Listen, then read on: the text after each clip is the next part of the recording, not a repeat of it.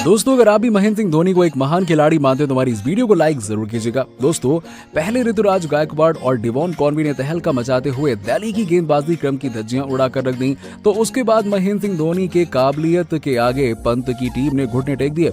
आखिर किस तरीके से चेन्नई के गेंदबाजों ने अपने प्ले ऑफ की उम्मीदों को जिंदा रखा, उसे जानने के लिए आप हमारे इस वीडियो को एंड तक जरूर देखिएगा। लेकिन उससे पहले आप सभी को क्या लगता है कि महेंद्र सिंह धोनी और ऋषभ पंत में कौन है खतरनाक विकेटकीपर बल्लेबाज? इस बात का जवाब हमें नीचे कमेंट बॉक्स में जरूर दीजिएगा। दोस्तों, जब ऋषभ पंत ने टॉस जीतकर चेन्नई सुपर किंग्स को बल्लेबाजी करने के लिए आमंत्रित किया तो उनको इस बात का जरा भी भनक नहीं लगी कि आज उनके गेंदबाजों के साथ क्या करने वाले हैं ऋतुराज गायकवाड़ और डेवॉन कॉनवे। जब ये दोनों बल्लेबाज ओपनिंग करने के लिए आए तब ऋषभ पंत ने पहले पावर प्ले के साथ सारे हथकंडे अपनाए और ये दोनों बल्लेबाज जल्द ही पवेलियन लौट गए। लेकिन दोस्तों, ऐसा कहां होने वाला था? आपको बता दें कि पहले पावर प्ले में जब ऋषभ पंत ने इन दोनों बल्लेबाजों को आउट करने के लिए 4 गेंदबाजों का सहारा लिया तो वहीं सारे ही गेंदबाजों की जमकर धज्जियां उड़ाते हुए गायकवाड़ और कॉनवे ने पहले पावर प्ले में ताबड़तोड़ 57 रन ठोक डाले। जब पंत को यह लगा कि पावर प्ले में धज्जियां उड़ाने के बाद उनके गेंदबाज जल्द ही दिल्ली को सफलता दिलाएंगे तो उनका ये अनुमान बेहद गलत निकला। दोस्तों, यहां से ये दोनों बल्लेबाज और भी ज्यादा आक्रामक हो गए और देखते ही देखते 10वें ओवर में 100 रन की पार्टनरशिप करके चेन्नई सुपर किंग्स को एक तूफानी शुरुआत दिला दी। आपको बता दें कि 9वें ओवर में डेवॉन कॉनवे ने 27 गेंदों की अपना अर्धशतक पूरा कर लिया और इसके बाद 11वें ओवर में आंशिका नोकिया की गेंद पर ऋतुराज गायकवाड़ बड़ा शॉट लगाने के चक्कर में पवेलियन लौट गए।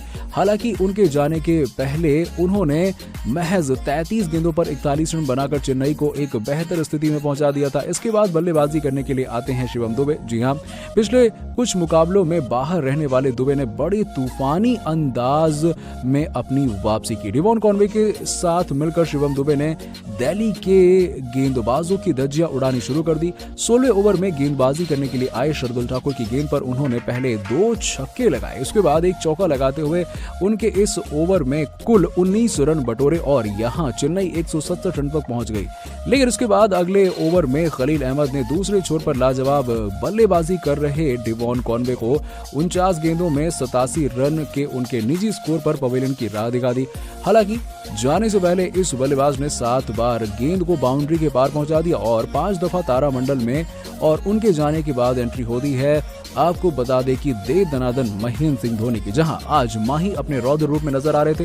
हालांकि जब माही आए तब 19 गेंदों में ताबड़तोड़ 32 रन बनाने वाले शिवम दुबे मिशेल मार्श की गेंद पर कैच देते हुए पवेलियन लौट जाते हैं और एक तरफ माही मार रहे थे तो वहीं दूसरी तरफ मोइन अली, उथप्पा और डेवॉन ब्रावो जैसे बल्लेबाज आउट होकर पवेलियन जा रहे थे। हालांकि फिर भी महेंद्र सिंह धोनी की लाजवाब बल्लेबाजी की बदौलत चेन्नई की टीम के सामने 208 रनों का विशाल टारगेट उन्होंने सेट कर दिया।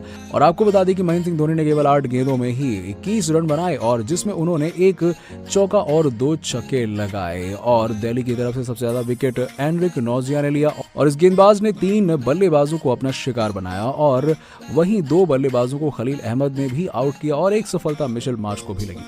दोस्तों, अब दिल्ली की ओर जीत के लिए जरूरत थी 209 रनों के पहाड़ जैसे लक्ष्य का पीछा करने की और इतना बड़ा टारगेट हासिल करने के लिए जरूरत थी एक भयंकर शुरुआत की।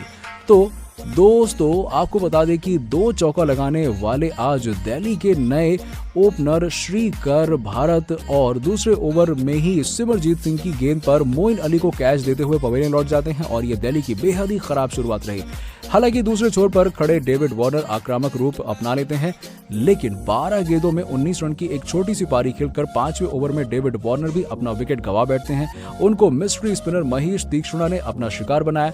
महेंद्र सिंह धोनी की काबिलियत के आगे दिल्ली के 2 बल्लेबाजों ने घुटने टेक दिए।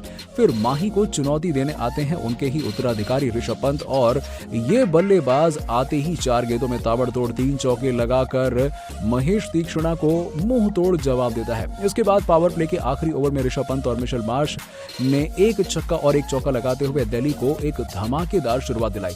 भले ही दिल्ली कैपिटल्स के 2 विकेट गिर गए हों, लेकिन ऋषभ पंत और मिशेल मार्श बेहद ही खतरनाक अवतार में नजर आ रहे थे। ऐसे में यह मुकाबला बेहद ही रोमांचक मोड़ पर जा रहा था।